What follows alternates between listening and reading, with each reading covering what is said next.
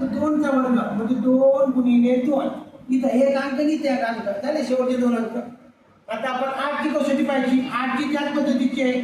8ची कसोटी म्हणजे कसं 2चा घन म्हणजे 2 गुणिले 2 गुणिले 2 म्हणजे शेवटचे किती अंक पाहिजे 3. 1 2 आणि 3. शेवटच्या 3 अंकाला जर 8 ने निश्चित भाग जातात तर पूर्ण संख्येला 3 ने 8 ने भाग जातो. पहा आता जातो याला 8 म्हणजे 40 शून्य 100% भाग जातो म्हणजे त्याला पूर्ण भाग जातो. आता पूर्ण पुन्हा घेऊ 12,35,408. 8 ने जातो का जातो. 8 म्हणजे 40 8 1 8 म्हणजे ह्या पूर्ण संख्येला पण 8 ने भाग जातो. म्हणजे 2ची कसोटी पाहिली 4ची पाहिली आणि 8ची पाहिली. 2च्या कसोटीत 1 अंक म्हणजे 2चा पहिला भाग म्हणजे 2 1 2 म्हणजे 1 अंक पाहिजे. वर्ग म्हणजे 2चा 1 आणि 1 एकक आणि दशकाचा अंक. पुन्हा 8ची कसोटी एकक दशक आणि शतकाचा अंक.